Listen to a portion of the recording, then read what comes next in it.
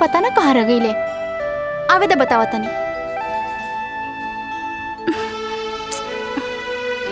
काजल आ गई नहीं? आहा, बहुत बड़ एहसान कर दिया ला आके। मतलब ई कि हम पूरा 2 घंटा 20 मिनट से तार इंतजार कर रहल बानी। बात तो सही कहा तारू। का बात तो सही कहा तारू?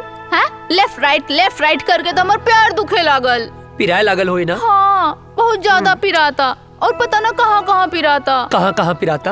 यहाँ यहाँ यहाँ और यहाँ और यहाँ, अरे यहाँ पिराता। एजा का देखा तेरा? यहाँ देखा। अब का बताएं, देख रहे हैं बड़ी फुर्सत से खुदा ने तुम्हें बनाया है। हाय, इतना हसीन मिट्टी कहाँ से लाया है?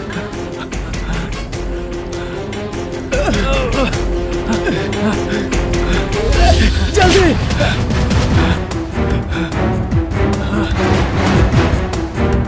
भाग, जल्दी भाग।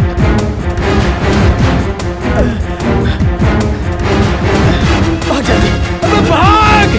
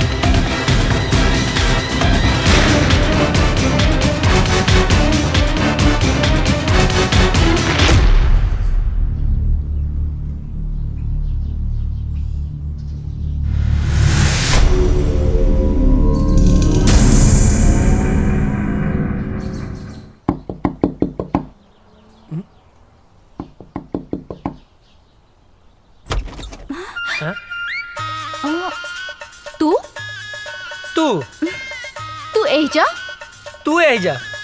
अरे लेकिन ये तो वर्मा चाचा के घर है ना? हाँ, उन्हीं के घर है। वो हमार बाबूजी हमें। अच्छा ठीक बा। हे, पैर पीछे ले। काहे? पहली दफे घरे आई लो, दाहिना पैर आगे बढ़ावा ना। लेकिन अभी तक तो मिसेज अजय नहीं बनल। तब बन जाना, मना के कैले सा। हम तक कब से तैयार हैं। हमरा के इतना सस्ता में पटावल आसान नहीं खे। तो दहेज दे के ले आए, बाकी लायन जरूर। यही घर में गांठ बांध ला। अरे अजय बेटा के बाबूजी, ये आपसे ना मिले आयल बाड़ी। अरे तो तू एजा का खड़ा बाड़ा? अंदर आवा बेटा। अरे काजल बेटी, प्रणाम चाचा जी। खुश रहा। अरे भीतर आवा। ना उ तो बाबूजी आपके घरे बोलौले रहले ना। अच्छा? तो बस टाइम पे आ जाई, उहे बतावे खातिर आयल रहनी। हाँ ठीक बा, आ जाए भब। चल तनी, प्रणाम। खुश रहा। अरे रुका बेटी। हाँ। अरे बुड़बक्के बाड़े का? हाँ बाबूजी। का कहले? अरे ना बाबूजी। हाँ ठीक बा, जाओ काजल के घरे छोड़ के आवा, जाओ। चला। डरते तो हम अपने बाप से हैं। बाप ने परमिशन दे दिया तो क्या कहना। बैठा। चला। ये बच्चा मतीन कहाँ बैठल बाड़ू? जवान हो गई जवान मतीन बैठा ना। ठीक से तो बैठल बानी। जवान हो गई फीलिंग नहीं किया आवत का। ए तार ढेर ना होता का? लेके चले के बता, लेके चला ना तो हम जाता नहीं। ए देवता रिसिया मत यार, बैठा। हमार मतलब है कि ऐसे बैठा कि हमरो मजा आवे और गियर भी बदल जाए। ठीक बा, चला। Thank you.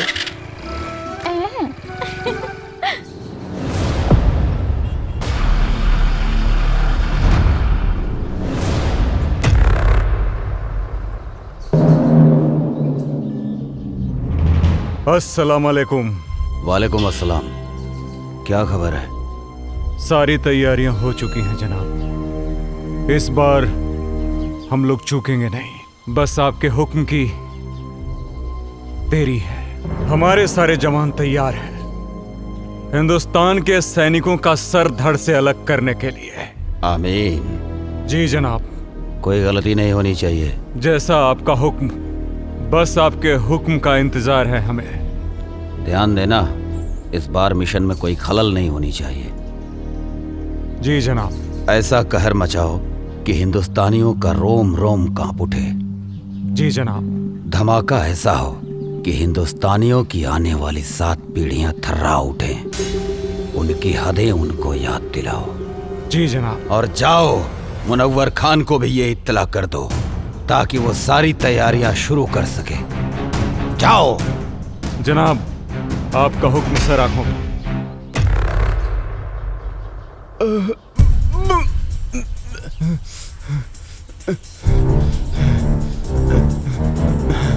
सलाम जनाब।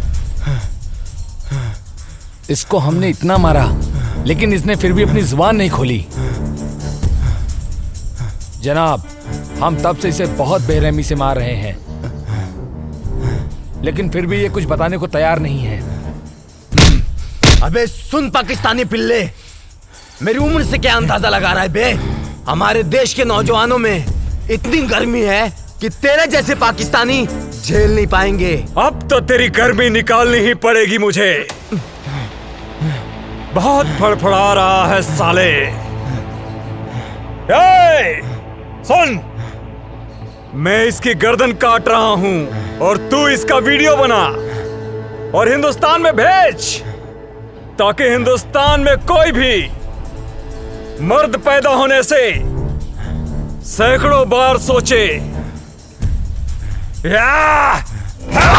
इस वक्त की सबसे बड़ी खबर, आतंकवादियों ने हिंदुस्तानी सैनिकों और उनके ठिकानों पर हमला करना शुरू कर दिया है। उन्होंने भारतीय सैनिक का सर कलम कर जय हिंद सर। जय हिंद। सर, एक बैड न्यूज है। क्या है बैड न्यूज? सर, अभी भी इंटेलिजेंस से खबर मिली है कि आतंकियों ने हमारे ठिकानों पर हमला करना शुरू कर दिया है। अच्छा, तुम लोग थोड़े होशियार रहो। वहाँ पे हम अपने और सैनिकों को लगा देते हैं। उन देशद्रोहियों को उनकी औकात दिखा देते हैं। It's order. Okay sir.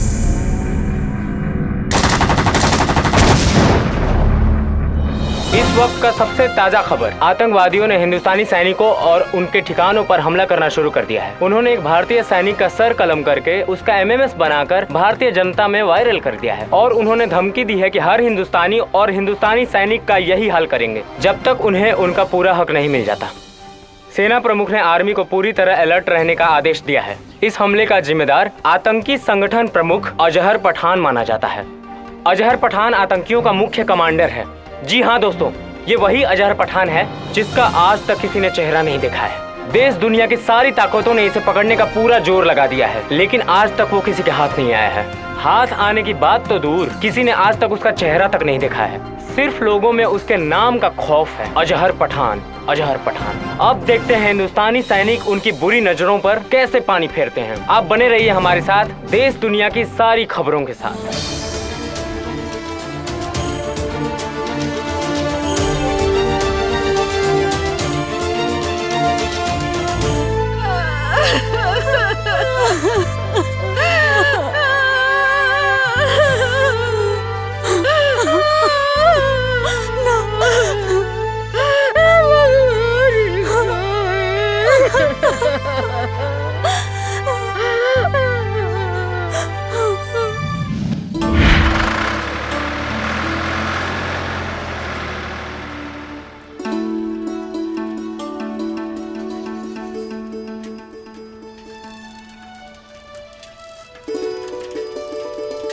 Good morning भैया। Good morning. ये साइकिल किस लिए? आप आगे आगे दौड़ेंगे, हम पीछे पीछे फॉलो करेंगे। अच्छा, ये साइकिल दीजिए तो। पर साइकिल का है। अरे दीजिए। दीजिए।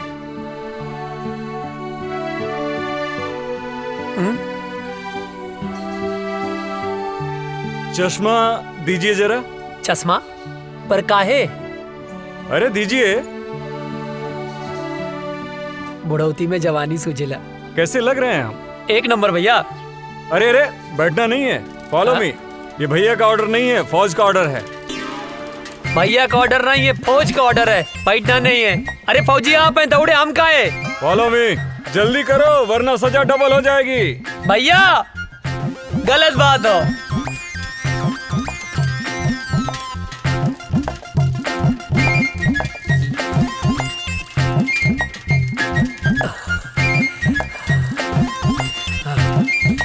हम न दौड़ब ना, जा आगे, हम थक गए नहीं। दौड़ो उठ के। तू ही जा, हम ना जा। अरे उठ जा, क्या पता कब देश को तेरे जैसे जवान की जरूरत पड़ जाए। हमके देश के काम ना आवे क्यों, तू ही काम आवा। अरे पगले, शरीर में फुर्ती रहेगी, ताकत रहेगी तो कभी भी किसी भी समय किसी को भी झाड़ सकता है। गांव में हमसे क्यों ना भिड़ेला, जे भिड़ेला पटक के चाप देला। हाँ। अच्छा ठीक है, उठ जा भाई। आओ बैठो, बेवकूफ कहीं का। लो चश्मा अपना। दी। चल बैठ। हमार भैया।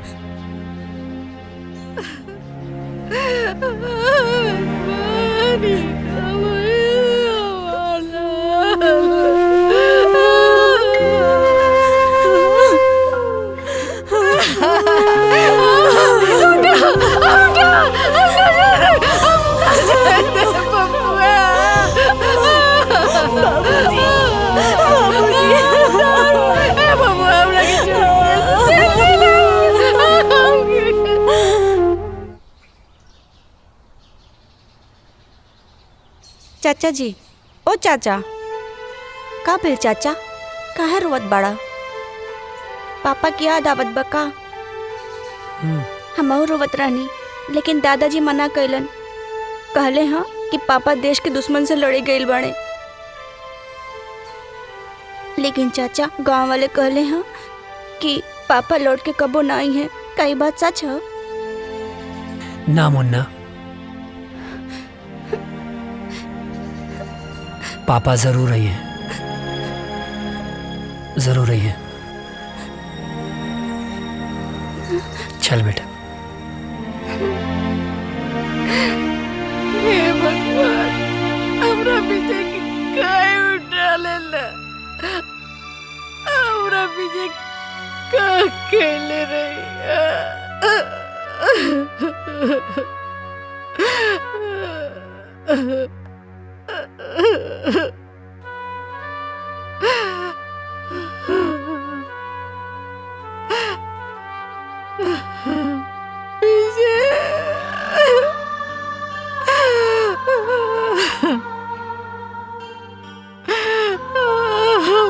राम लखन की जड़ी टूट गई।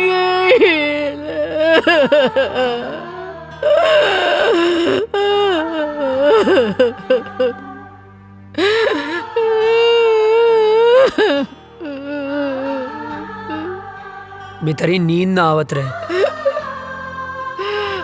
तारा गोद में सो जाए। ये सब का हो गेल बबुआ, ये सब का हो गेल?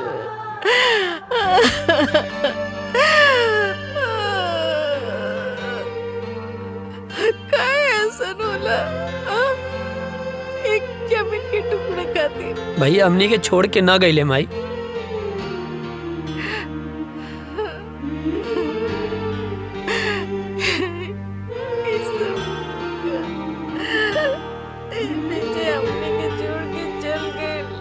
ना, ना माई, भैया हमनी के छोड़ के ना गईले, वो तो हमनी के दिल में बाड़े। हमरे तोहरे ये पूरा देश के जनता के दिल में बाड़े माई। शहीद के शहादत पर ना आंसू ना बहावल जाला, तू आंसू मत बहावा।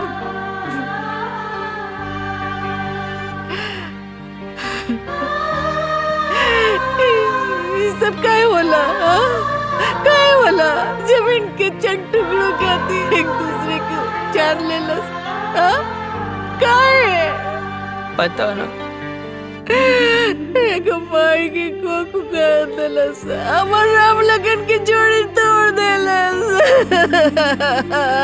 पता ना माई, पता ना पड़ोसी मुल्क के हमनी के देश से कौन नाराजगी बा, पता ना। बबुआ हमरा के छोड़ के कहीं मत जाइए, हमरा के छोड़ के नहीं तो हम मर जाएंगे बबुआ। ना जाए माई, हमरा के छोड़ के ना जाए, मत जाइए। कभी ना जाए, कभी ना जाए भाई, कभी ना जाए।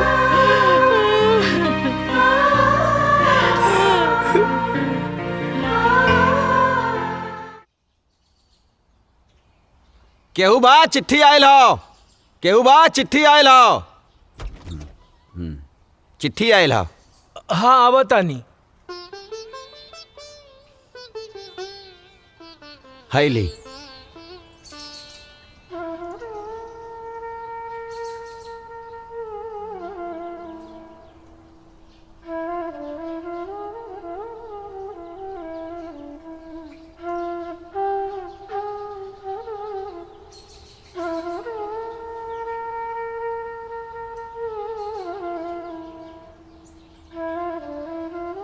ना ना चूल्हा भाड़ में गई सरकारी नौकरी। हाँ? एक बेटा तो शहीद हो गई, दूसरा बेटा के हम शहीद ना होके के देव। सरकार अपन नौकरी अपन पासे रखी कह देता नहीं। हाँ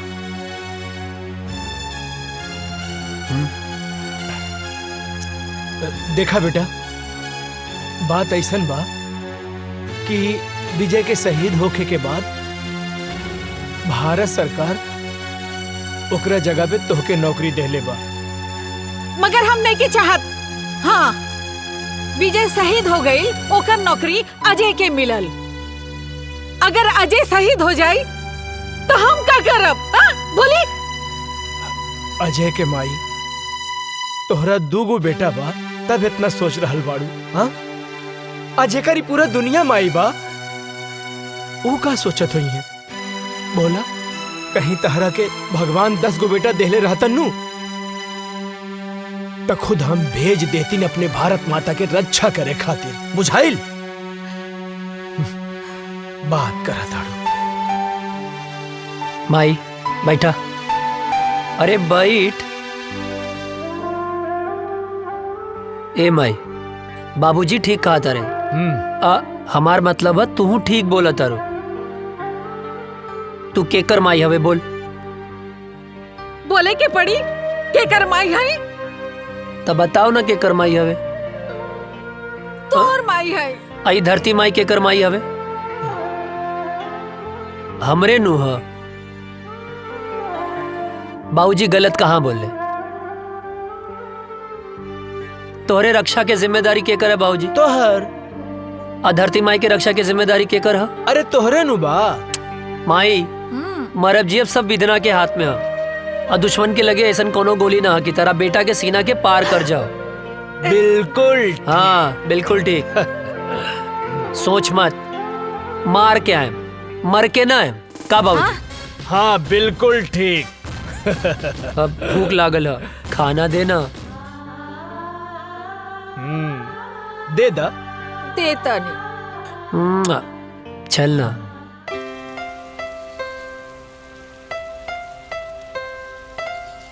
अजय तोहार रेलवे में सिलेक्शन हो गई।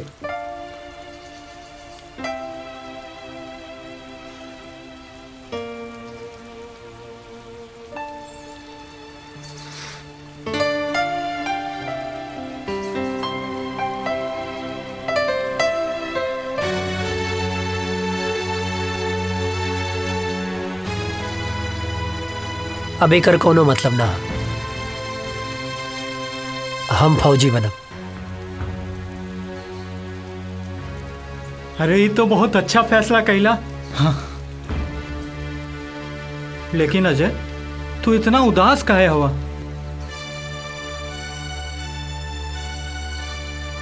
तोरा के विजय भैया के याद आवता ना? हाँ यार, बहुत याद आवता। अब ई उदासी के बोझा तू कब तक ढोईबा? देखा, जौन होके रहल तौन तो हो गए। शायद भगवान के यह मंजूर रहल। चाचा चाची, भौजी, भतीजा के समझावा, उनकर हिम्मत बना। अगर तू टूट जाइबा तो उन्हन के का होई?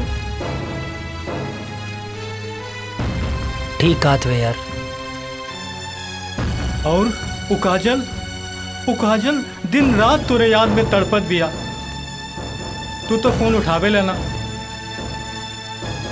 तू हमके अश्याम के फोन करेली बेर बेर।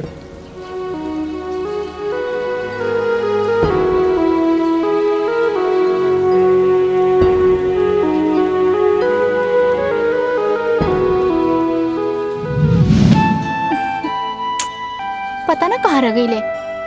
आवे दे बतावा तनी।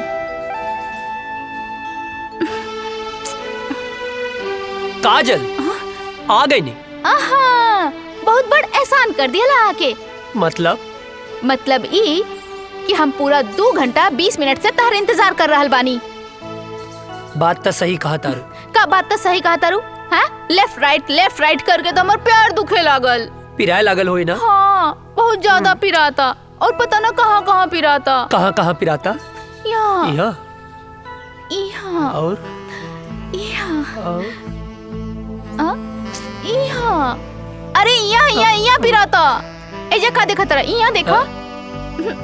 अब का बताएं, देख रहे हैं बड़ी फुर्सत से खुदा ने तुम्हें बनाया है। हाय, इतना हसीन मिट्टी कहाँ से लाया है?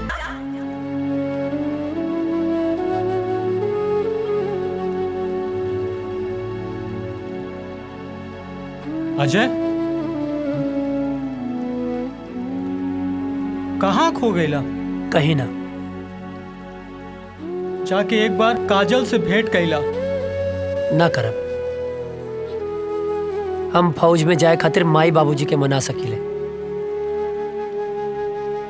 पर काजल के ना मना पाई। कहीं काजल के प्यार हमार कमजोरी ना बन जाए।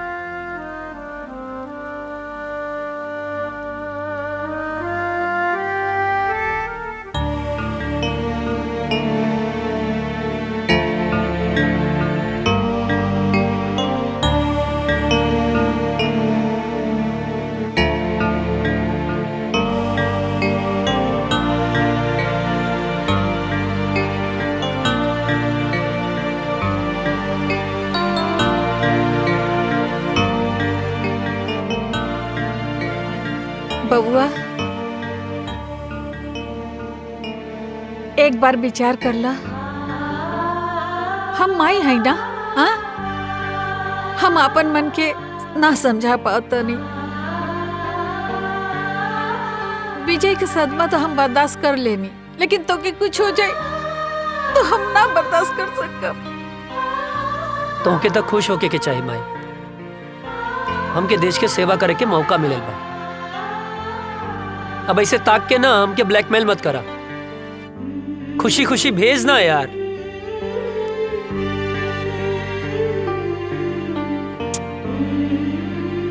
ठीक बा, तू जो भगवान तो रक्षा करी और हमारा आशीर्वाद हमेशा तोहर साथ रही।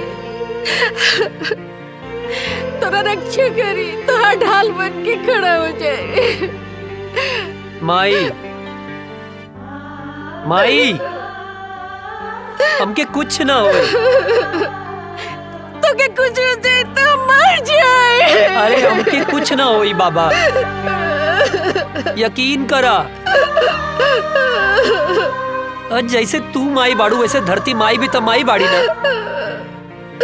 हाँ, अब एकदम कुछ ना होई माई, हमके कुछ ना होई। चला चला आवा, हम बताई थे।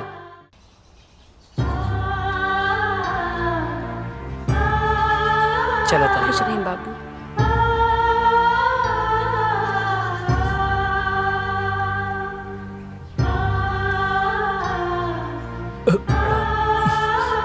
खुश रहा बेटवा और भारत माता के सेवा करा।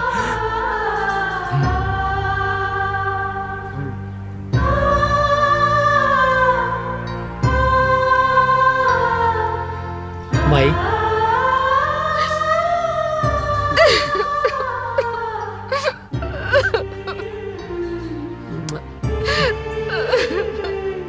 चलो तन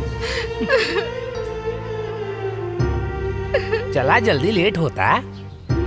चला जल्दी आ जाए।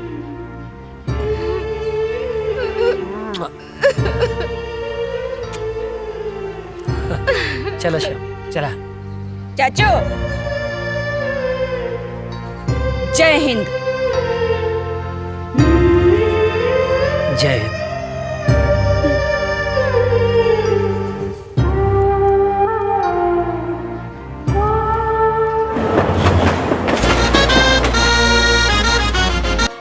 तुम्हारी ट्रेनिंग पूरी हो चुकी है। थैंक यू सर। और तुम्हारी पोस्टिंग भी वहीं की जा रही है जहां तुम्हारे भाई शहीद विजय वर्मा पोस्ट थे और आखिरी बार आतंकियों से लोहा लेते हुए शहीद हुए। अब तुम्हें देश की रक्षा के साथ साथ अपने भाई का भी बदला लेना है। Thank you sir, it's my pleasure sir. और मुझे पूरा यकीन है कि तुम भी पूरी जाबाजी और दिलेरी के साथ माँ भारती के दुश्मनों को उनकी औकात बताओगे सर। और हाँ, ड्यूटी ज्वाइन करने से पहले छुट्टी दी जाती है। जाओ अपनी फैमिली के साथ एंजॉय करो। Thank you sir, thank you so much सर। सर जय हिंद। प्रणाम बाबूजी। खुश रहा का हाल बा बेटा? बाबूजी ट्रेनिंग पूरा हो गई। तो बहुत बढ़िया बात। और खुशी के बात ही बा कि कुछ दिन खातिर हम घरे आवतानी। अरे ये तो बहुत खुशी के बात बा। माई कहाँ बाड़ी? कहीं गई बाड़ी। बाबूजी बोला ना। ना रह दा, आके बताएं। ठीक। जी बाबूजी प्रणाम। खुश रहा। अरे विजय के माई, विजय के माई। अरे जल्दी एक लोटा पानी लेके आवा, बहुत बड़ खुशखबरी बा। जल्दी आवा, जल्दी आवा।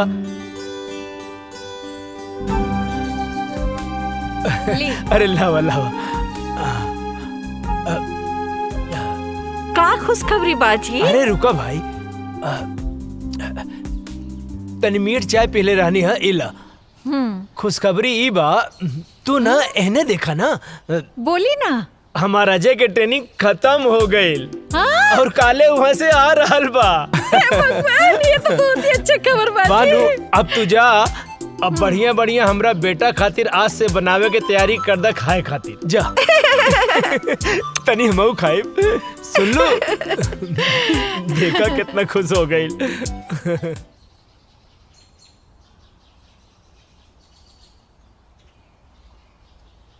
माई माई। अरे हे भगवान।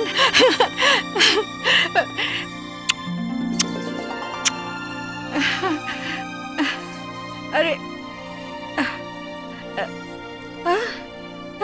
अरे ये का एकदम एकदम सुखा कैसे गल बड़ा?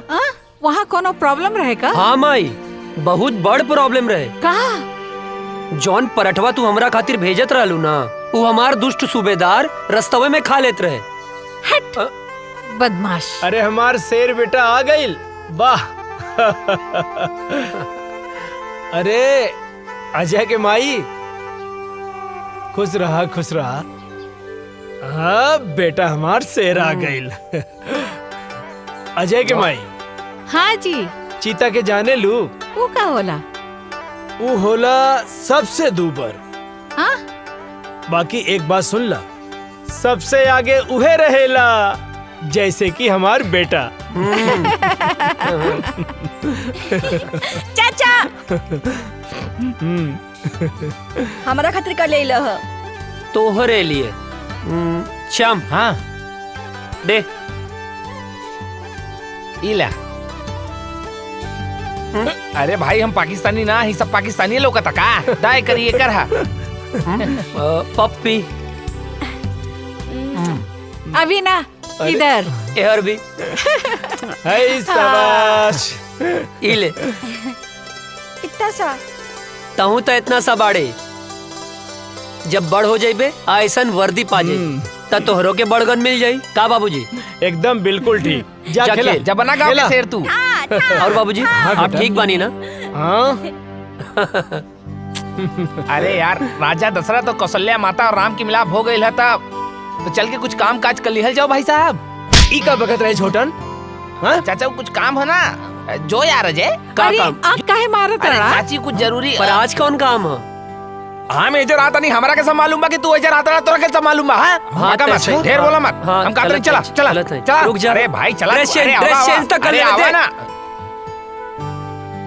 अरे चाचा जी रे रे रे जो पता ना कौन काम रहे रे? कौन काम?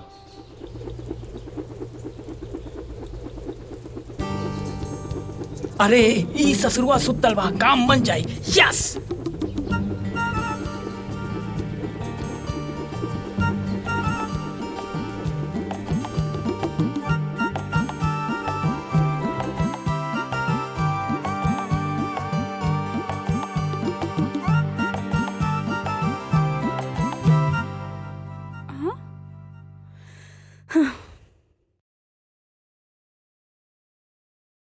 हे भगवान, कितना अच्छा सा झाड़ू लगावत हने, फिर भी पता नहीं कहाँ से कागज आ जाता। हवा भी तो ना चलता।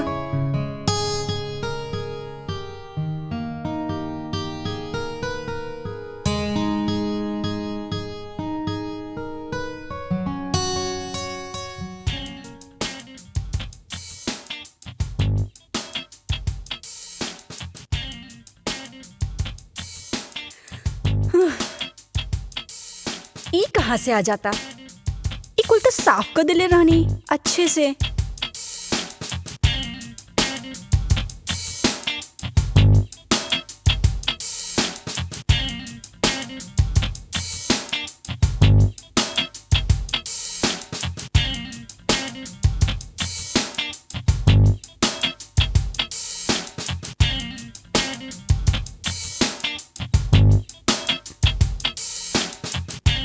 अरे रे, हम बानी हम।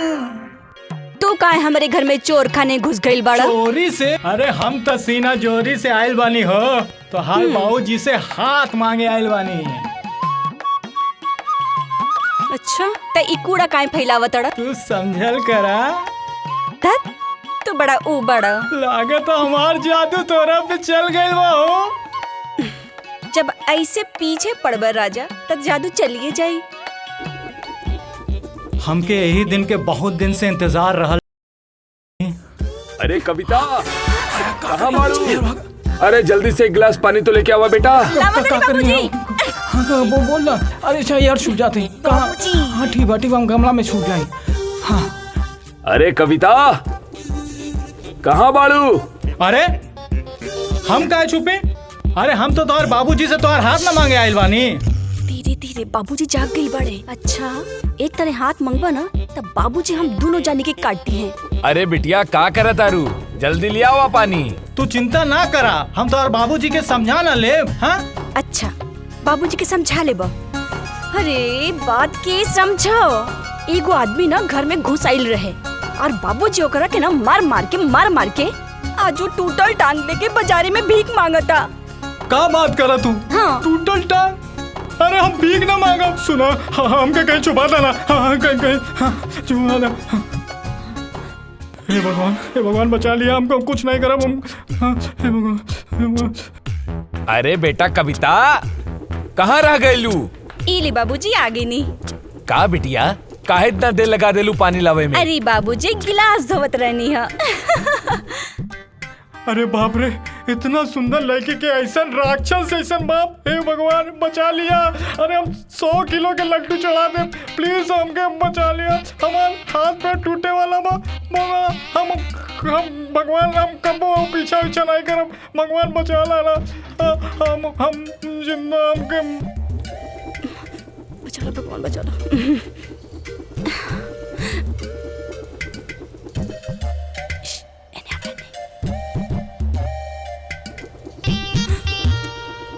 क्या हरे रुक। अरे कहाँ तानी रुक जो। अरे कहाँ भागे था, रुक। अरे कहाँ तानी रुक जो। अरे के बड़ा। अरे कहाँ जाबे भाग के? रुक जाओ। बाप रे, पकड़ ले रुक जाओ। कहाँ भाग? अरे तोर इतना हिम्मत? हाँ? हमारा घर में घुस गई ले। तोर इतना हिम्मत? हमके माफ कर दे। चल तोहरा क्या भैया हम तो से का कहत रही ना।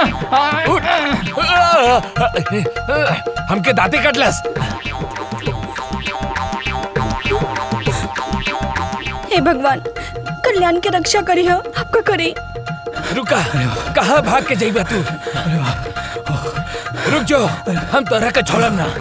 कहाँ भाग के जाइबे? रुक, अब बताओ तानी।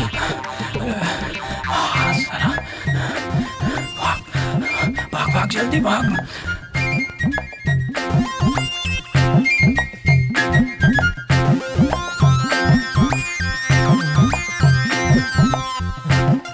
लगता भाग गए।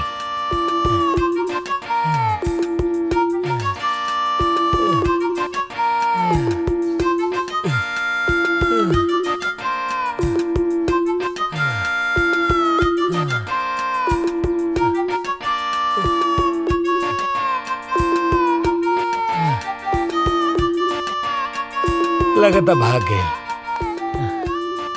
खैर वो हमके चाहे जब मिली हम ओकरा के छोड़म ना। चाहे जब मिली हम ओकरा के छोड़म ना।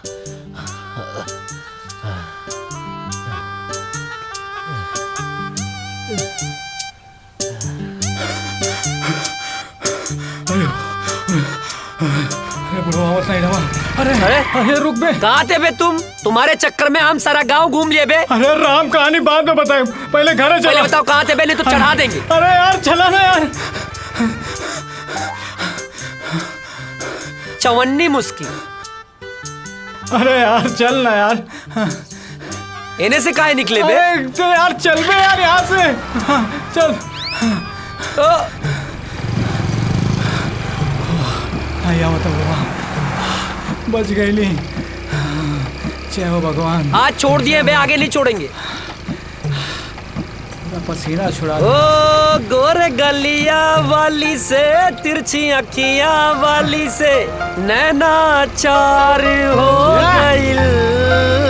का बताई तो से यरवा रे। मार खाने से बच गए बेटा आज तुम, वरना लात जूता मुंह का हाथ सब पड़ जाता। गोरी गलिया वाली से, तिरछी अखियां वाली से नैना चार हो गइल। का बताई है का भाई? पर भइल का रह रे? का करत रहली हम? अरे वो सब हम बाद में बताई। सरऊ मुहूर्त देख के बताइबा। हाँ। अरे बट ये सब तोर बतिया अच्छा नहीं लगेला। पनिया से बचाएंगे बस। का बताई तो से यरवा रे, हमरा प्यार हो गए। तो बताओ ना, मारत काहे बाड़े? चुप कर, खाना खाइबे? हाँ। ए माई, दू जगह खाना लेके आओ, हमरे साथे बुक्कड़ भी आइल बा। कल्याण? हाँ। फेमस हो गई ले बे। अच्छा। हाँ, हाथ धो ले।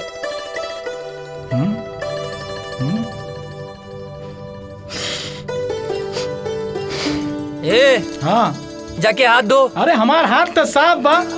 साफ है? सलून के पानी कितना दिन में बदले ले? जबले कीड़ा ना पड़ेला। अबे गंदा हो रहा। जाके हाथ धो।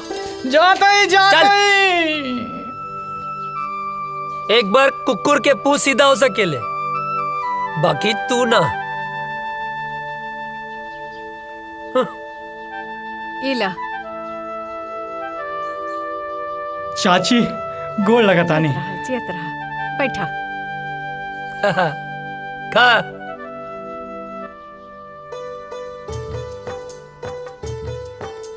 ए चाची, हम तो ठीक बानी, बाकी हमार बड़की भौजी कहाँ बानी? माई के गेल बाड़ी। हाँ, यही से तो खाना हमके पकावे के पड़ता। तनी अजय के समझावा, जल्दी से ब्याह कर ले।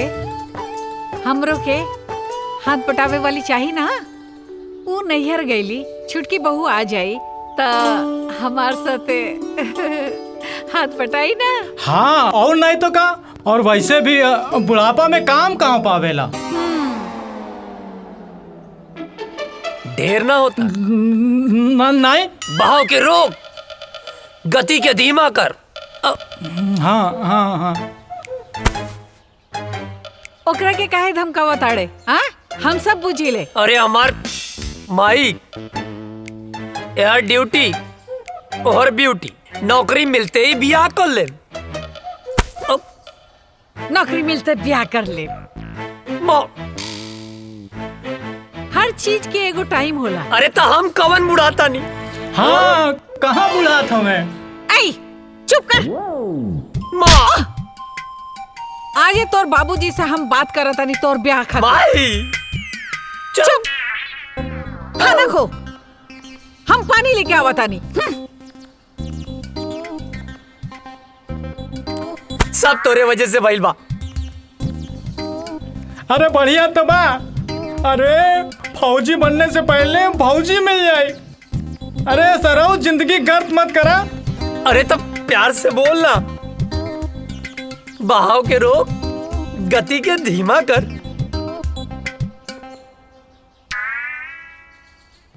अरे यार, तुहार तो ब्याह हो जाए, हम तो साला छलवे बजाते रह जाए।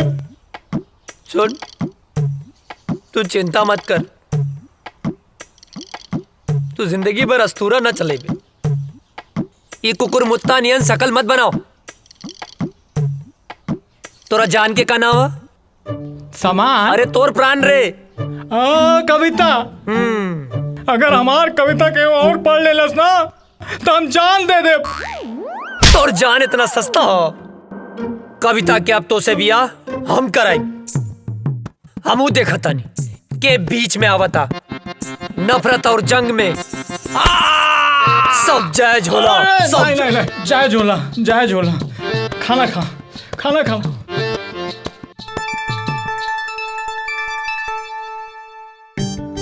तू चिंता मत करिए। हाँ, नहीं करम, हम एकदम चिंता नहीं करम। माई, अरे पानी देना यार। सुना बिटिया? हाँ बाबूजी। हम जाता नहीं कुछ काम से। हाँ। हाँ, थोड़ा ध्यान रखिए। हाँ ठीक बा बाबूजी।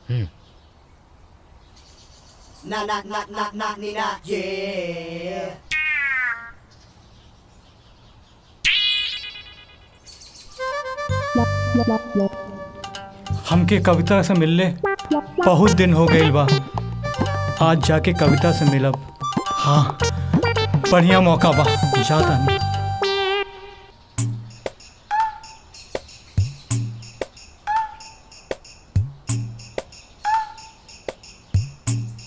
तू इतना दिन बाद? कविता, ये बात सही बा। हम तोहार बाबूजी से डराइला, लेकिन यो बात सच बा कि हम तोरे बिना जी ना सकेंगे। आज हम एगो फैसला कर ले बानी कि हम जियब चाहे मरब, लेकिन ब्याह तोहरे संगे करब। कल्याण, तू हमरा से इतना प्यार करेला? हाँ, अपने जान से भी ज्यादा।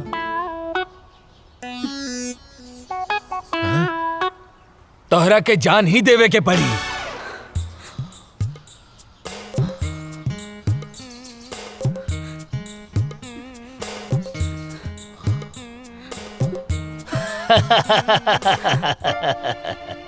प्यार भी करेला और डर भी लगेला। हाँ? हम दरअसल देखे के चाहत रानी कि तू हमरा बिटिया के सच्चा प्यार करेला कि नहीं। काहे से कि जे सच्चा प्यार करेला ना, ओकरा में हिम्मत अपने आप आ जाला। और आज हम बहुत खुश बानी कि तू सच्चा प्यार करेला और हिम्मत दिखौला। अब हम निश्चित हो गए बानी कि तू हमार बिटिया के ध्यान रखबा, ओकरा प्यार करबा। अरे अरे, जुग जुग जिया बाबूजी।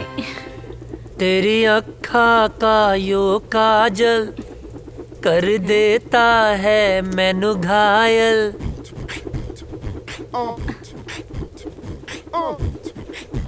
कहा रे, हेने आओ। छोटा पटाखा बड़ा धमाका। हाँ? भाग यहाँ से, भाग। अरे बबुआ, जेकरा खातिर इतना फीट फाट होत बड़ा ना, तारा बाबूजी ओकरा बाबूजी से मिलके बात पक्का करे खातिर गइल बाड़े। हाँ? सच्ची माई? हम जाना तानी तोहार जान कहाँ अटकल बा।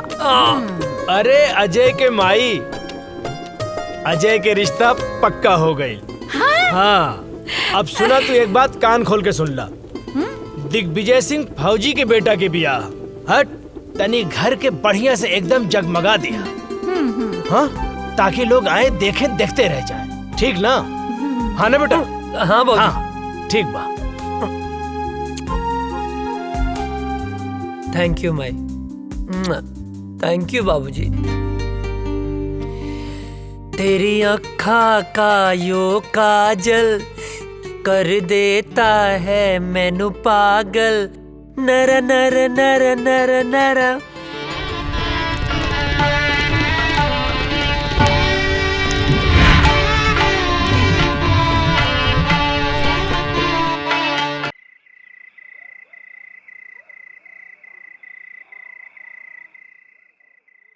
अजय, अजय,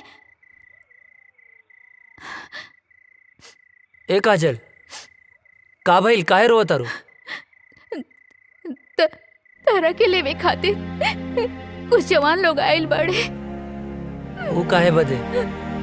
वो लोग कहता रे कि ऊपर से ऑर्डर बा, तारा के जाए के पड़ी।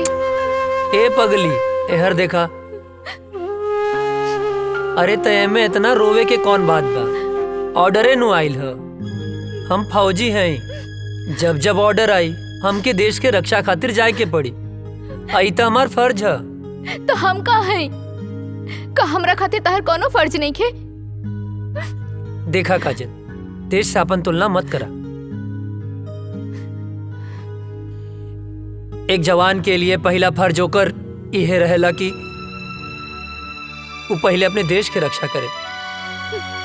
तू हमार प्राण हो, तुहार हर सांस हमरे सांस में बसेला। एहर देखा, हमार ताकत बना, कमजोरी मत बना। बनबू ना? हंसा, जाके हमार वर्दी ले आवा।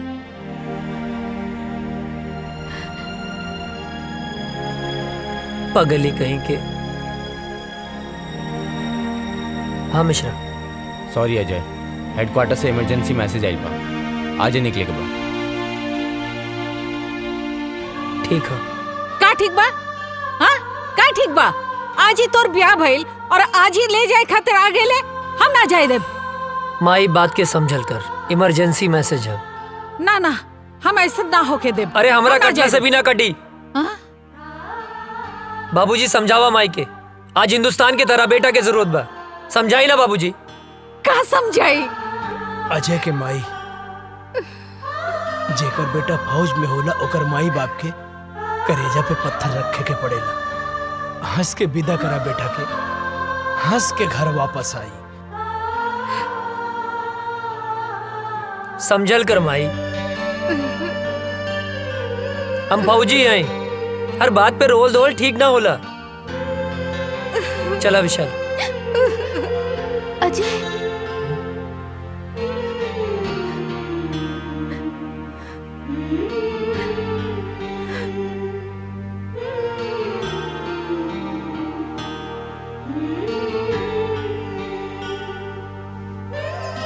जल्दी आए। अपन ख्याल रखिए। तो माई रोवा मत, माई बाबूजी के ख्याल रखिए।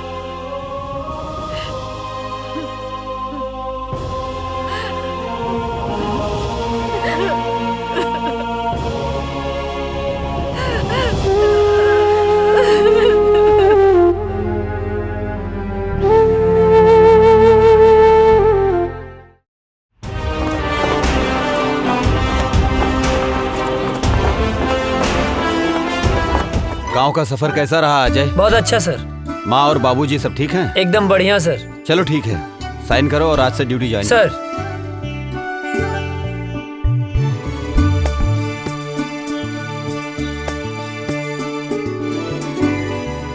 जय हिंद।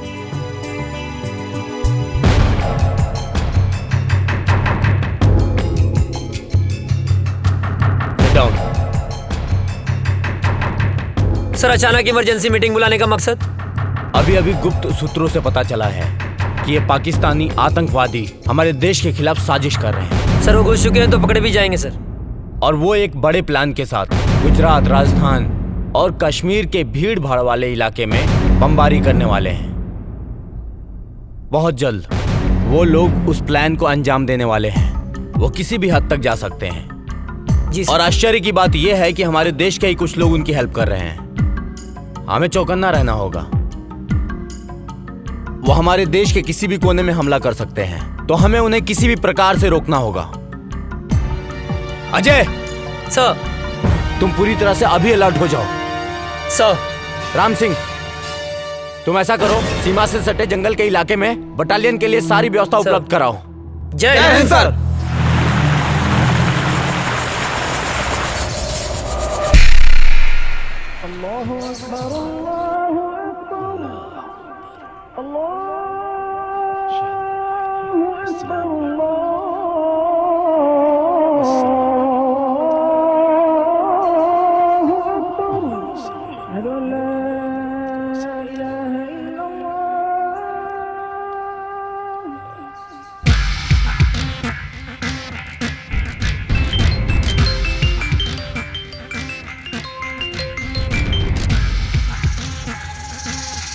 जी बॉस, हुक्म कीजिए। धारा 370 खत्म होने से हमारे सिपाहियों के इरादे कमजोर तो नहीं हो रहे हैं? नहीं बॉस, हमारे इरादे तो और भी पुख्ता हो गए हैं। वाह।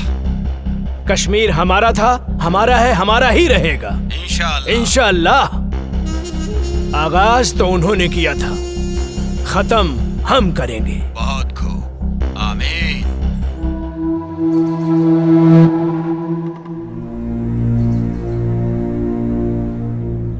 अस्सलामुअलैकुम भाईजान। अस्सलाम। हैदर कहाँ है? आ रहा है। सलाम वालेकुम भाईजान। वालेकुम अस्सलाम। हैदर। हाँ भाईजान। क्या हाल समाचार है? आर्मी में एक नया नौजवान ऑफिसर आया है, अजय वर्मा। ये वही विजय वर्मा का छोटा भाई है। विजय वर्मा भी आया था हमारे मंसूबे पर पानी फेरने के लिए। उसको तो हमने जहन्नुम में पहुंचा दिया। लग रहा है इसको भी इसके भाई के पास पहुंचाना पड़ेगा। अरे हम लोगों का तो बस एक ही मिशन है, कश्मीर की आजादी और पूरे हिंदुस्तान की बर्बादी। और इन हिंदुस्तानियों को हमारी ताकत का एहसास होना चाहिए। कश्मीर पाकिस्तान का पाक हिस्सा था जो हमसे धोखे से छीन लिया। हमारे शरीर में खून नहीं, बारूद है, बारूद। जो हमसे टकराएगा उसके चिथड़े उड़ जाएंगे। हमारे जीने का मकसद है कश्मीर की आजादी। नारे तकबीर, अल्लाहू अकबर, नारे तकबीर, अल्लाहू अकबर, नारे तकबीर, अल्लाहू अकबर।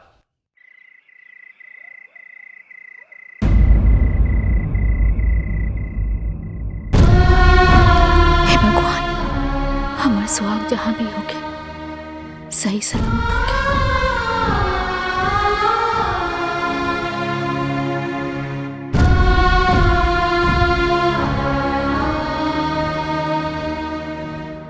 हे देवी मैया, हमारे बेटा की हिम्मत और हौसला दी।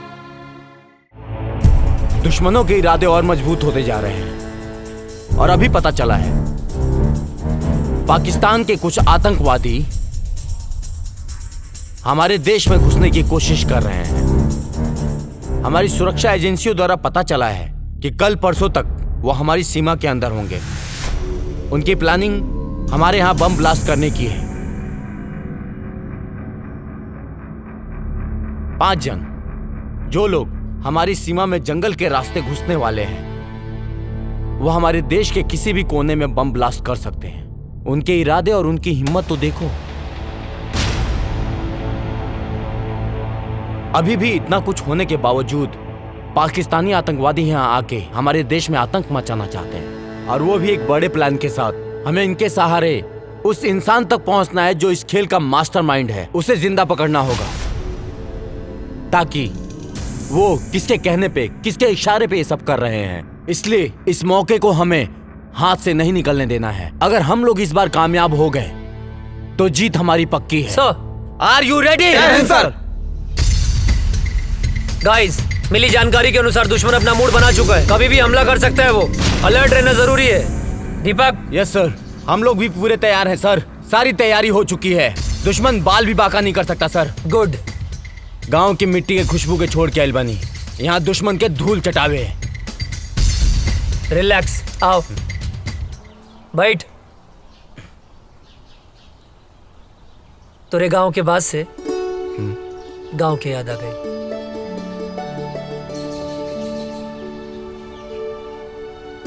भाभी के फोटो है का?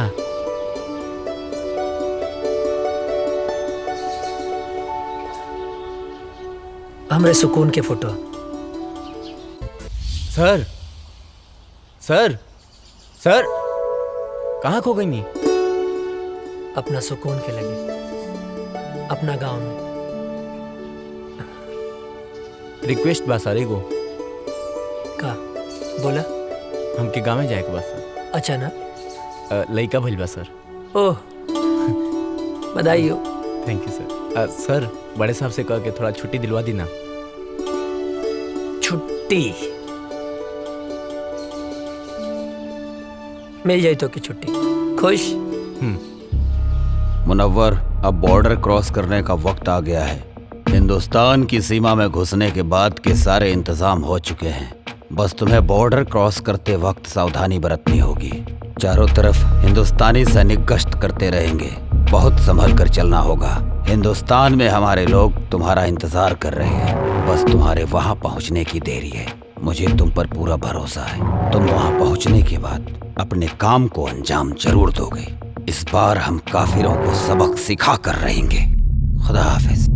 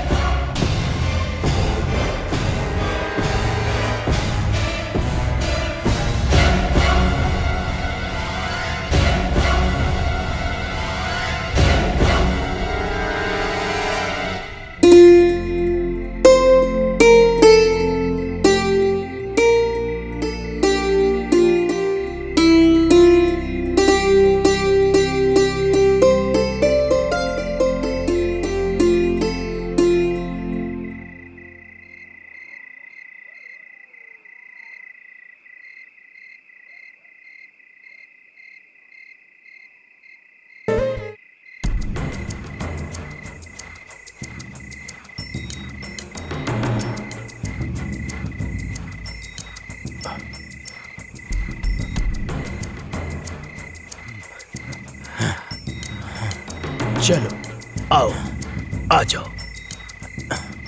यहाँ से 5 किलोमीटर दूर हमारे लिए गाड़ी खड़ी है। यहाँ से वहां तक जाना है और कुछ दिन हिंदुस्तान में रुकना है। हम अपने मिशन को कामयाब बनाएंगे, समझे? आओ। जी।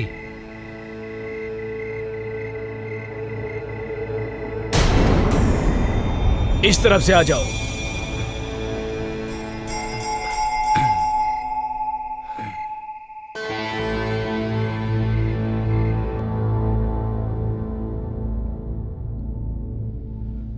रुक जाओ।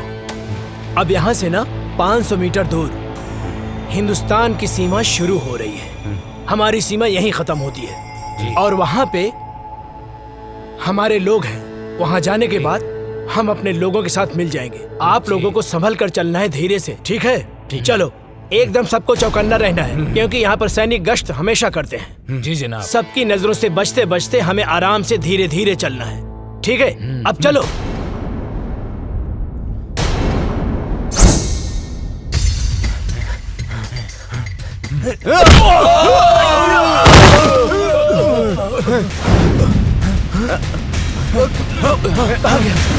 किधर गया? किधर गया? कौन है? कहाँ गया? किधर गया? चलो। जी जनाब।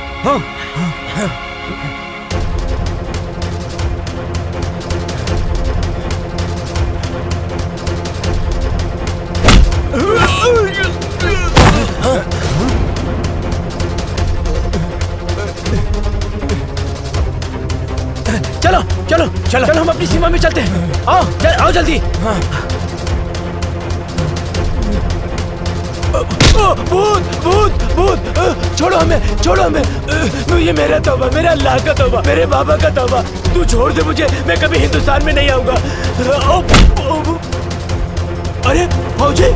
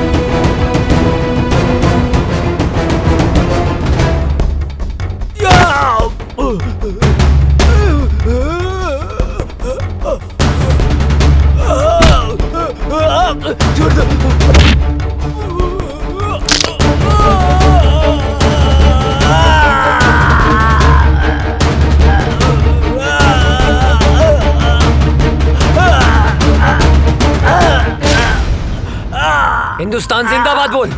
जिंदाबाद।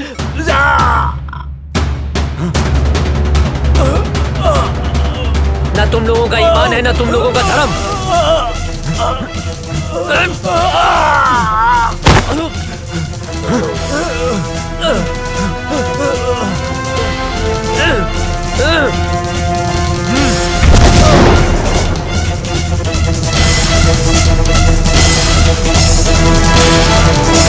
अभी अभी खबर सामने आई है कि आतंकवादियों और हिंदुस्तानी सैनिकों का आमना सामना हुआ है, जिसकी वजह से कुख्यात आतंकवादी मुनव्वर खान हिंदुस्तान की गिरफ्त में आ चुका है। जी दोस्तों, हिंदुस्तानी सैनिक पहले से अलर्ट थी और जैसे ही कुख्यात आतंकवादी मुनव्वर खान हिंदुस्तान के सीमा में प्रवेश किया, वैसे ही बहादुर सैनिक अजय वर्मा ने अपनी जान की बाजी लगाकर उनका मुकाबला किया, जिस वजह से खूंखार आतंकवादी मुनव्वर खान पकड़ा गया। दुख की बात यह है कि उस मुठभेड़ के बाद से ही अजय वर्मा का पता नहीं चल पा रहा है।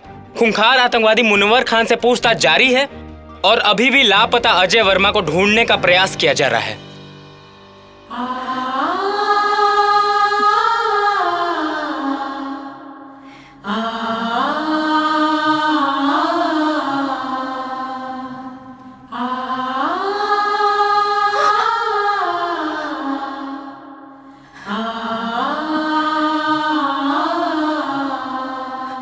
हे भगवान, हम सुहाग की रक्षा करिए। एक दिल दहला देने वाली खबर सामने आई है, अजय वर्मा शहीद हो चुके हैं। जी हाँ, सेना प्रमुख के द्वारा बयान जारी किया गया है कि मुनव्वर खान के साथ मुठभेड़ में ब्लास्ट हुआ था, जिसके बाद से ही अजय वर्मा का कोई पता नहीं चल पा रहा है। ब्लास्ट की जगह से कुछ सामान बरामद हुए हैं, जो सामान अजय वर्मा का बताया जा रहा है। इसी से अनुमान लगाया जा रहा है कि अजय वर्मा शहीद हो चुके हैं। इससे पहले आतंकवादियों के द्वारा मुठभेड़ में अजय वर्मा के बड़े भाई भी शहीद हो चुके थे। अजय वर्मा को ढूंढने की बहुत कोशिश की गई, लेकिन कुछ पता नहीं चल पा रहा है। ब्लास्ट वाली जगह से अजय वर्मा के कुछ सामान मिले हैं, जिससे ये अनुमान लगाया जा रहा है कि अजय वर्मा शहीद हो चुके हैं। आप लोगों को एक जानकारी और दे दूं, कुछ ही दिन पहले आतंकवादियों के द्वारा हुए हमले में अजय वर्मा के बड़े भाई शहीद हो चुके थे। अब अजय वर्मा की इस खबर से पूरा देश शोक में डूबा हुआ है। सोचिए, अजय वर्मा के माँ बाप के दिल पे क्या बीत रहा होगा, जिनके दोनों जवान बेटे देश की रक्षा करते करते शहीद हो चुके हैं। अभी कुछ ही दिन पहले अजय वर्मा की शादी हुई थी। उनकी नई नवेली दुल्हन, जिसके हाथ से मेहंदी के रंग भी नहीं छूटे थे, बेचारी विधवा हो गई। जरा सोचिए, उस शहीद के विधवा के दिल पर क्या बीत रहा होगा। शोक प्रकट करते हुए सेना प्रमुख ने वीर शहीद अजय वर्मा को श्रद्धांजलि दी और उन्होंने बताया कि अजय वर्मा के इस शहादत को पूरा देश नमन करता है। और सेना प्रमुख ने यह भी बताया है कि मुनव्वर खान के पकड़े जाने पर आतंकवादियों के सारे मंसूबों पर पानी फिर गया है। अभी मुनव्वर खान से पूछताछ जारी है। पूछताछ में बहुत ही अहम सुराग मिलने की आशंका है। आप लोग बने रहिए हमारे साथ देश दुनिया की नई खबरों के लिए। तब तक के लिए जय हिंद। आतंकवादियों ने भारत पर फिर हमला किया, जो काफी तादाद में थे। आतंकवादियों ने फिर से हमला किया, कई जवान शहीद हो गए, लेकिन आर्मियों ने आतंकी सरदार मनोहर खान को अपने गिरफ्त में ले लिया है। लेकिन दुख की खबर ये है कि अभी तक अजय वर्मा की कोई खबर नहीं मिली। बम के धमाके को देखते हुए ये अंदाजा लगाया जा रहा है कि देश के लिए लड़ते लड़ते वो शहीद हो गए। दिग्विजय भैया के बड़ लड़का पहले ही शहीद हो गए रहल। अजय ही रहल परिवार के आधार, वो शहीद हो गई। अब उनके परिवार पे का बीती। दिग्विजय भैया के दिल पे पहाड़ टूट गई। मिल गई शांति, मिल गई शांति ना। हम पहले मना करत रहनी कि हमरा बेटवा के ना भेजी, मगर हमार केहू बात मानी तब ना।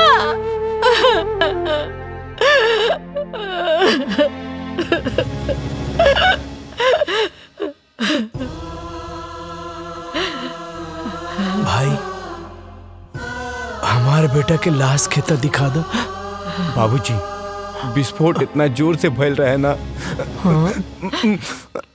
अजय के कुछ भी पता ना चलल।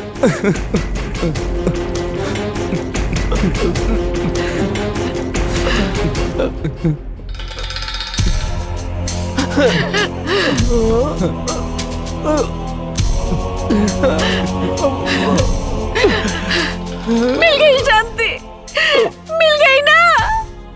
हमार बंस के आखिरी दिया बुझ गई। माई, का भइल? इतना काहे रोता रू? और ये फोटो पर माला? हाँ? बहू, हमार बेटा अजय देश के खातिर शहीद हो गए। ना बाबूजी, ना। ये का कहा तनी आप? हाँ? ऐसा नहीं क्या हो सकत? हाँ? माई, देखा, तू रोआ मत। हाँ, अजय जिंदा हवन। तू काहे रोत बाड़ू? हाँ? अरे, तोहर माथा फिर गेल बा का? हाँ? अपन जिंदा बेटा के शोक मनावत तारू? हाँ? कहा तानी कि जिंदा बाड़े? हाँ? देखा, हमारा अजय के धड़कन सिर्फ हम महसूस कर सकता नहीं। हाँ?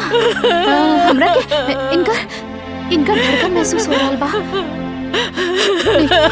नहीं मान सकत, अजय जिंदा हुवन। बहुत हिम्मत बता हरामी, लेकिन अब हमार दोस्त अजय जिंदा नहीं खन, शहीद हो गए बाड़े। शर्म नहीं आवत? हाँ? एगो फौजी होके एगो जिंदा फौजी के शहीद बोला तारा?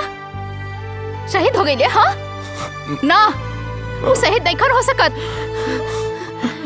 कोनो दुश्मन के बम या गोली में इतना ताकत नहीं खे कि हमार सुहाग के हमरा से छीन ले। हाँ? माई, देखा, तू रोआ मत। हाँ? देखा, तू शांत हो जा। हाँ? अजय आई है, जिंदा हुए अजय, वो जिंदा हुए, जिंदा बड़े। हाँ?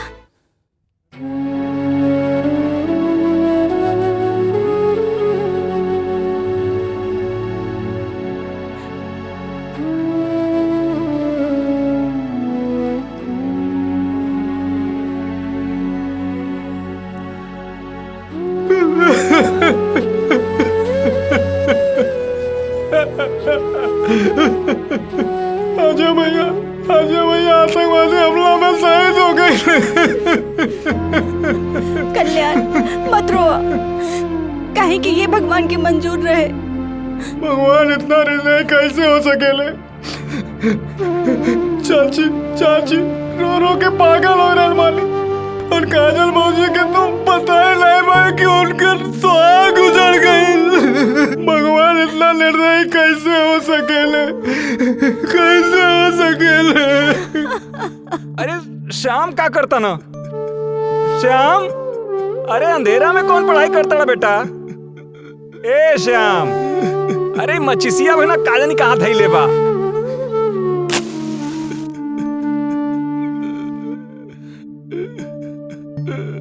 अरे इधर रोता। श्याम, का भइल बेटा? काहे रोता रे बेटा? का भइल?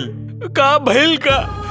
वो अजय बोलत रहे कि आतंकवादी हम तोहरा के ना छोड़ब, तो ओकरा के ना छोड़े के चाहत रहे ना, तो हमके काहे जोड़ के चल गइल? हम तो ओकर यार रहनी ना, गद्दार थोड़ो है जो हमके छोड़ के चल गइल। बेटा तू ठीक कह रहल बाड़ा बेटा। बेटा मत रो बेटा, हम तुम्हारे साथ बानी बेटा, हम तुम्हारे साथ बानी बेटा, मत रो बेटा, चुप रह बेटा, शांत हो जा।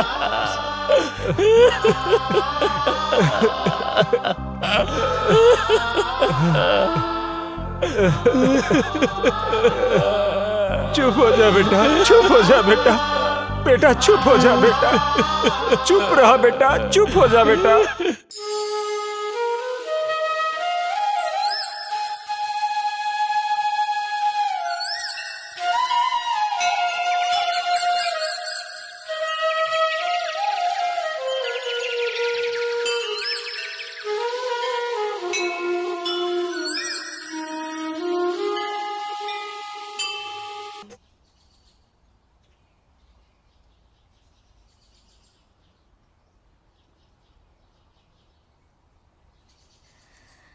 बहू,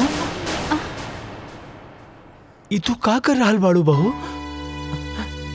अरे अजय अभी दुनिया में नहीं के, भगवान के उहे मर्जी रहे। अजय नैखन मरल बाबूजी, हमरा के पूरा विश्वास बा वो जहाँ भी हुई है हमारी मांग के सिंदूर उनका के खींच के ले आए। अजय के भाई तू ही समझावा बहू के। बेटी बाजी, हमरा के विश्वास बा वो जिंदा हुए।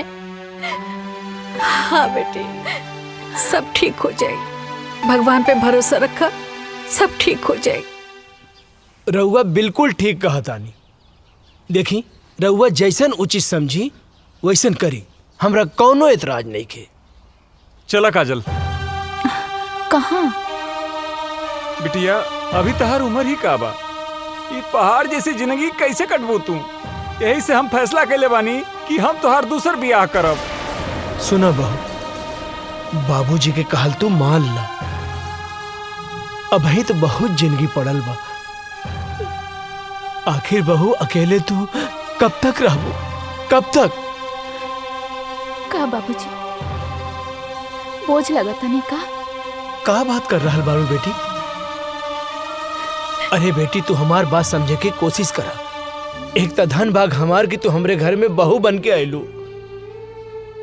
हम कोनो आँख के काजल ना है कि आंसू के साथ बह जाई। अजय के नाम में हम अपन रूह, धड़कन सब कुछ कर देले बानी। हम अपन अंतिम सांस ले उनका इंतजार करब। हमार बात समझे की कोशिश करा।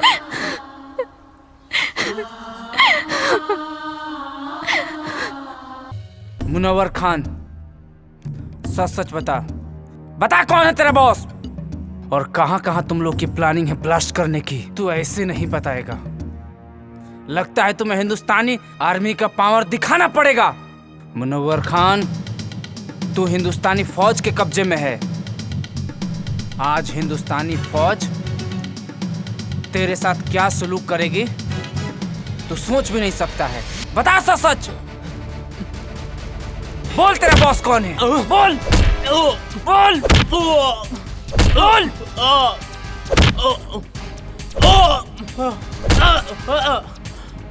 बोल कौन है बॉस तेरा? ए फौजी, तू ना चाहे मेरी जान ले लेगा ना, तो भी नहीं बता सकता मैं, समझा? मैं कुछ नहीं बता सकता, मैं मर जाऊंगा लेकिन नहीं बता सकता, समझा? तू ऐसे नहीं मानेगा, तुझे 3rd डिग्री देना ही पड़ेगा। बोल, कौन है बॉस तेरा और क्या मकसद है तुम लोगों का? नहीं बता सकता। चल। जुबैर, फोन लाओ।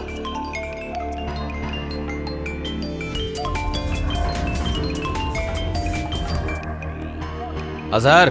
जी जनाब। उन्होंने मुनव्वर खान को गिरफ्तार करके हमारे लोगों में और उबाल भर दिया है। जी जनाब। अब हम उन्हें उनकी औकात दिखा कर रहेंगे, उन्हें एक पल भी नहीं बख्श सकते हम। अब हमें खौलते हुए खून से नहीं, ठंडे दिमाग से काम लेना होगा। अजय वर्मा और उसका भाई हमारे ही किए हुए हमले में शहीद हुए थे। जी जनाब। दोनों भाई हिंदुस्तान और हिंदुस्तानी मीडिया के लिए हीरो हैं।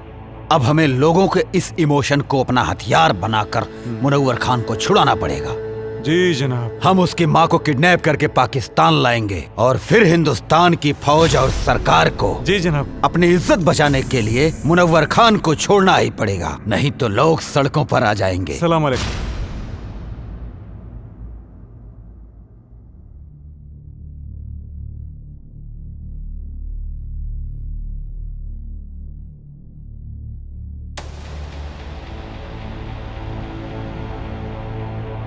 हे देवी मैया, हमार कलेजा के टुकड़े के काहे छीन ले लो, ओकरा बिना कैसे जी, ओकरा बिना हम कैसे जिए तानी माई? हम मर जाए, अब हम मर जाए। हाँ, हमरा लाल के साथ का कहलू, ओकरा के कुछ कैसे हो गल मैया? तू तो पूरा संसार के माता बड़ो, तू तो जाने लू, ओकरा बिना काजल कैसे रही माई? हमरा परिवार के पुकार तो तू सुन सकेलू ना माई? हाँ, तू तो जाने लो, ओकरे बिना हम ना रह सकब, ओकरे के कुछ कैसे हो गए? हम मर जाए, हम मर जाए, हम ओकरे बिना ना रह सकब, हमार बच्चे के लौटा दी माई। तू तो माई बड़ू, हमो माई है, हमार दिल के टुकड़े के लौटा दी।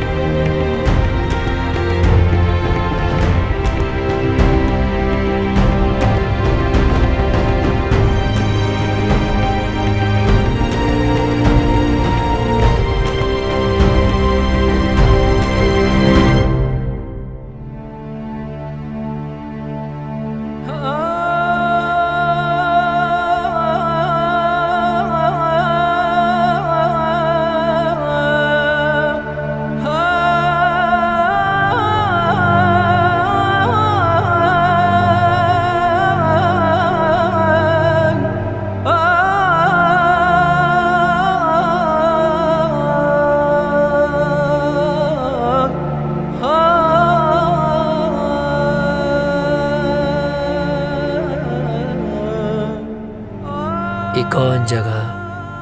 पाकिस्तान है।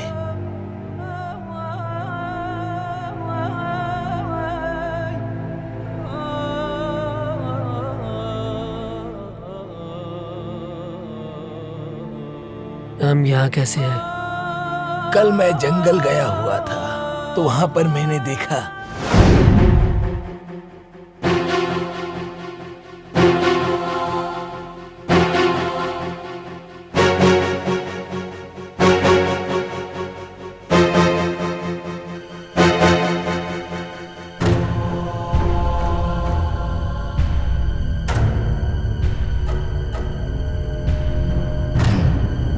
ये कौन है?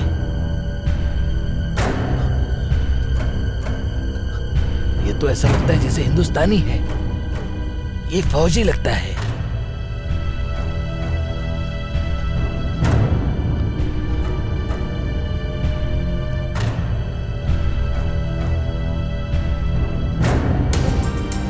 इसे हमें बचाना होगा।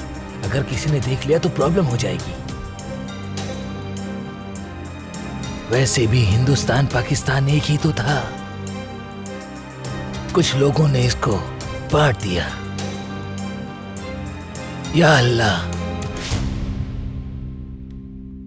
6 महीना बाद भी हमके होश आ गए। अबले हम जिंदा हैं। जरूर कोनो खास मकसद है। हमरे वतन के साथ साथ हमार माई और काजल भी हमारे इंतजार करत हुई हैं। हमके जल्द से जल्द अपने वतन लौटे के पड़ी।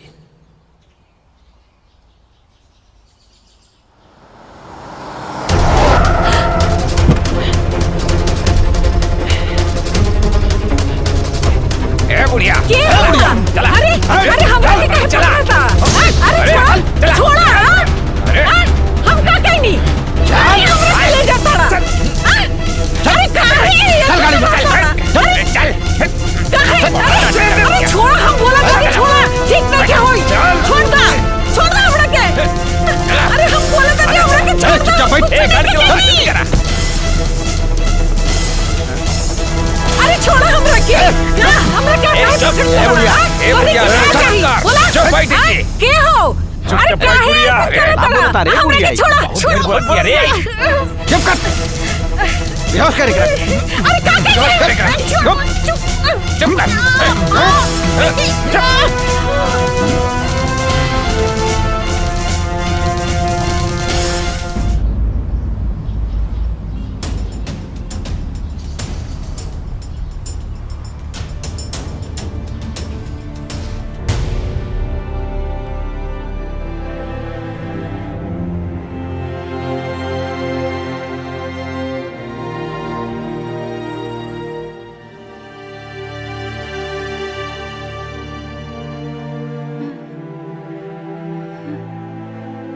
ये हम कहाँ बनी? हम जब बानल काहे बनी?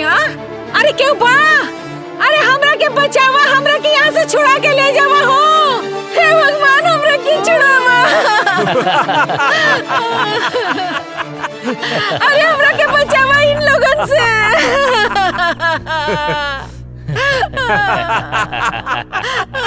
क्या बड़ा तू लोग?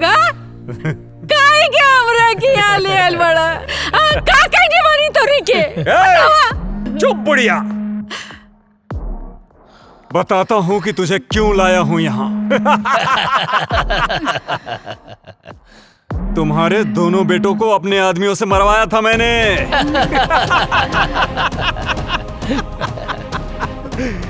सुन, तुझे मैं किस लिए लाया हूँ वो मैं तुझे बताता हूँ। तुम्हारे हिंदुस्तान के आर्मी ने हमारी टीम के कमांडर मुनव्वर खान को गिरफ्तार करके अपने हिंदुस्तान के जेल में बंद कर रखा है, जिसकी वजह से सारा प्लान हमारा फेल हो रखा है। और उसे ही छुड़ाने के लिए हमने तुझे किडनैप करवाया है आज, क्योंकि तेरे परिवार से पूरे देश की भावना जुड़ी हुई है। ये बुढ़िया सुन, अगर 24 घंटे के अंदर अंदर मुनव्वर खान को हिंदुस्तान सरकार ने नहीं छोड़ा तो हम तुम्हारे साथ जो करेंगे ना, उसे देखकर सारे हिंदुस्तानियों की रूह कांप जाएगी। और अभी 24 घंटे होने में कुछ ही समय बाकी है।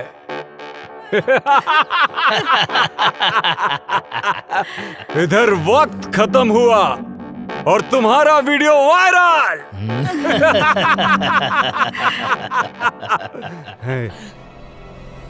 और उधर सरकार के खिलाफ जनता का विरोध।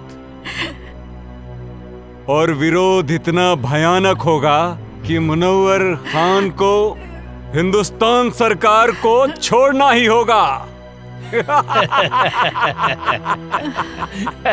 वक्त तो अब खत्म होने वाला है। उससे पहले एक आखिरी बार हिंदुस्तान सरकार को वक्त देने दो। भगवान तू लोग के कभी ना माफ करिए। हाँ दरिंदो, हमरा के छोड़ी, हम बेकसूर बानी, हमरा के काहे पकड़ के रख ले बड़ा।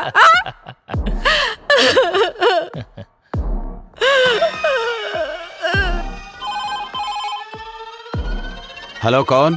कैप्टन, क्या हुआ? कब छोड़ रहे हो मुनव्वर खान को? वक्त का ख्याल करो। तुम्हारे पास अब सिर्फ 30 मिनट बचे हुए हैं। और सुन, अगर इन 30 मिनट में तूने हमें कोई सूचना नहीं दी तो तू सोच भी नहीं सकता है कि अजय वर्मा की मां के साथ क्या क्या हो सकता है। बकवास बंद करो।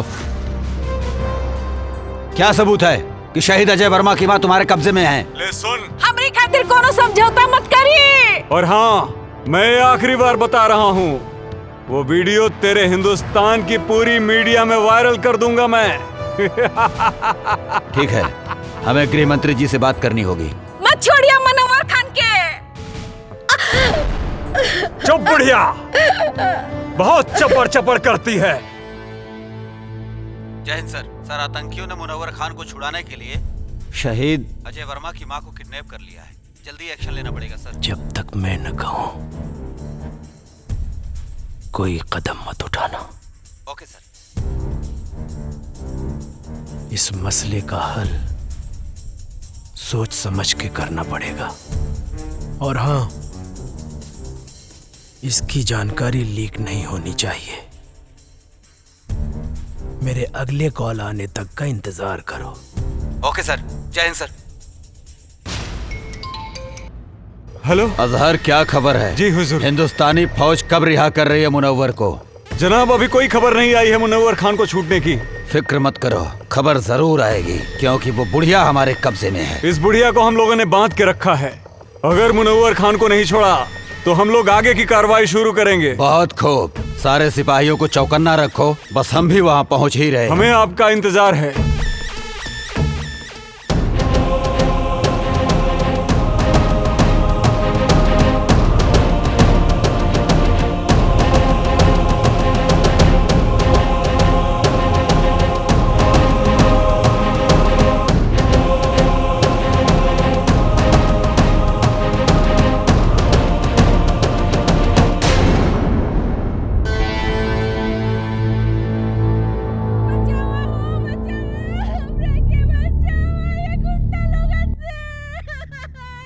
ये तो कोनो लड़की की आवाज लागत बा।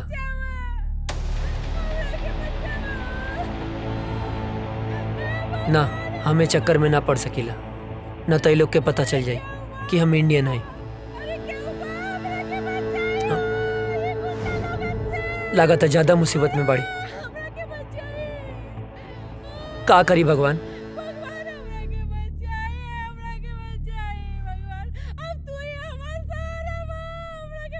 केहू के भी बहन बेटी हो सकेले, ओकर रक्षा करब हमार फर्ज है, हमार फर्ज है। हमरा मदद करी, हमरा के बचाए। इतना माई बड़ी, हमरा के बांध के रखल बा, हमरा के बचाए।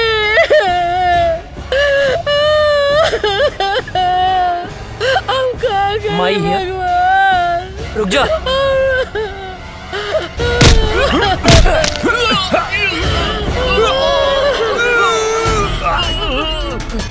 अजय! अजय! बाबा जिंदा बड़ा! हे भगवान! क्या लगलो? नाश कर देले बानी।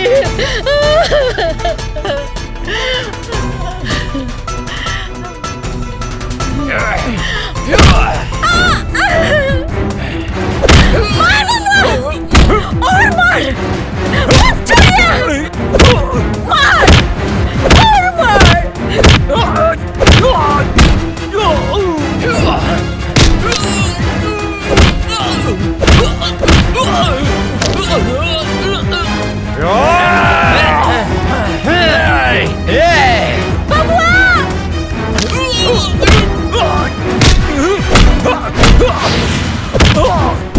विजय के ये लोग मर ले रहे बबुआ।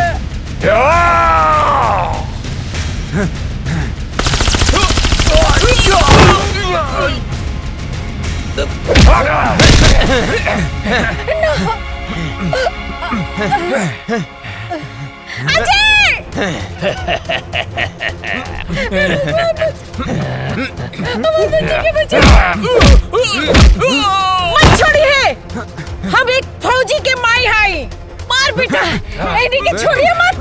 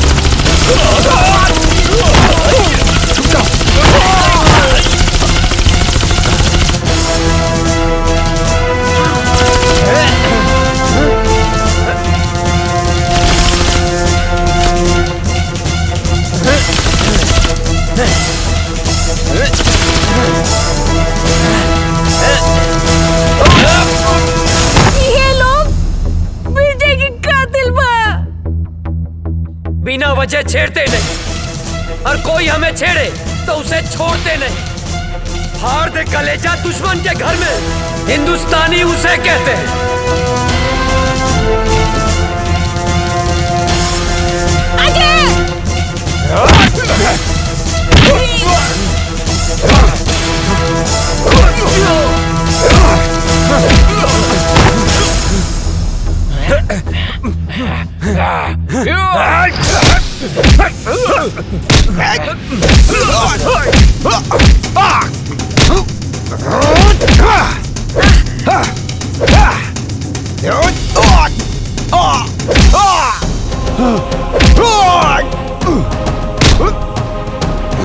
जब हम तुम्हें नहीं छेड़ते तो तुम क्यों छेड़ते हो? कश्मीर क्यों नहीं छोड़ते? कश्मीर हमारा है। तुम एक मुनव्वर मारोगे तो 100 मुनव्वर पैदा होंगे। तुम एक मुनव्वर मारोगे तो लाख पैदा होंगे। लाख!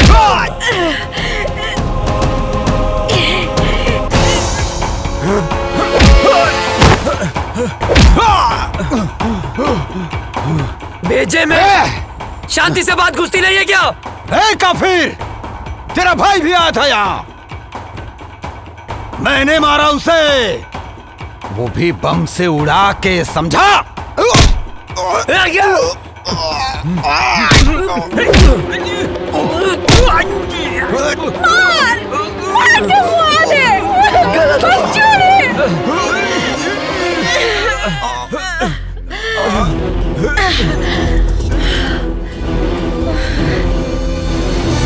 तुझे क्या लगा मेरे भाई को मार के सांस बंद कर दूंगा तेरी, जान ले लूंगा तेरी, तेरे इसी पाकिस्तान में मार डालूंगा तुझे। हिंदुस्तानी हूँ मैं अजय, हिंदुस्तानी हूँ मैं, हिंदुस्तानी। अजय,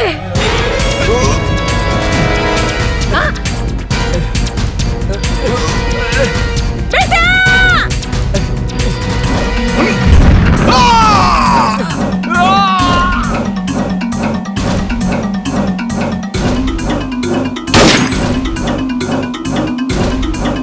माई, ए माई, माई, ए माई,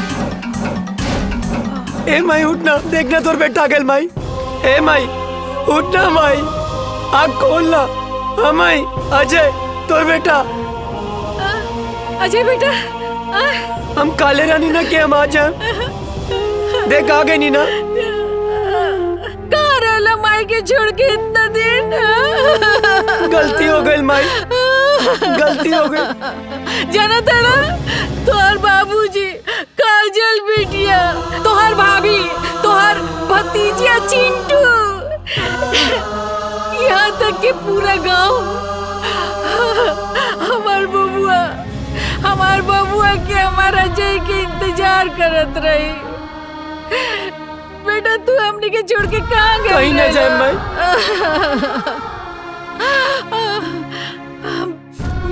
चला चला घर चला। हाँ माई। काजल बिटिया तो हर इंतजार चला करत उठा। रही। जना तड़ा। मेरा भारत महान। जय हिंद, जय भारत।